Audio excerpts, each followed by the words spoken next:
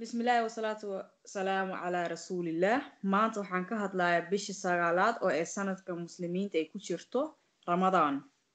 ramadaan waa bishii ugu khayrka badan bishii cibaadada bishii ay qur-aanka soo degatay waa bishii laylatul qadriga ku jiro hadduu ilaahay kugu aadiyo laylatul qadriga waxay u dhigataa 1000 shahr تنزل الملائكة والروح فيها بإذن ربهم من كل أمر سلام هي حتى مطلع الفجر وآية القرآن كجرت السورة إن أنزلنا إله رمضان دم بداف حنقدقو سنة كان إن شاء الله يكل أول أقبله قيام كوغا رمضان وحالة وضع رمضان وحي كسو بحدي كلمة رمضان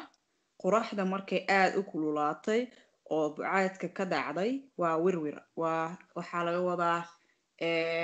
wirwir horta waxa waaye waa kelmad Soomaali oo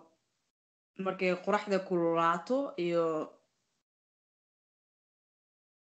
qoraxda markay way kululaanaysaa iyo bucaadkana way soo dhacaysaa yacni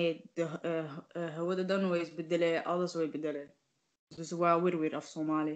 ramadaanka waxay mamnuuc ka tahay in la cunteeyo markay qoraxda soo baxdo ilaa ay degato cunada iyo cabitaanka bes ma laga soomo xataa dambiga waa laga soomaa faa'iidada ramadaanka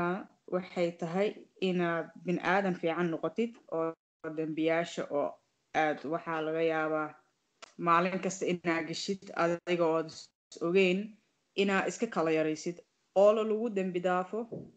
ramadaanka wuxuu kala u siiyaa xasuusin dadka fuqarada oo waxba heli karin inaad dareentid rabitaan inaad cunno heshid oo aad cuntid faa'iidada labaad waxay tahay inay jirka nadiif ka noqoto caafimaad ayaa laga helaa soonka taxatiirta doctors waxay dadka ugu naseexeeyaan inay maalinta nus soomaan dadka cudurada qaba sida rheumatismka waxa waaye cudur oo xubnaha kala goyskooga oo ku dhaco cunooyinka in la iska kala yareeyo soonka dadka waxay siisaa caafimaad ilaahay wuxuu nagu soo dejiyey siyaamka inuu faa'iidada nagu jirto hada sallallahu wasallam kuwii soonka Allah gaarsiiyo oo laga aqbalo Allah ha nagu daro insha Allah aad baa u mahadsantihiin dhegeyshahas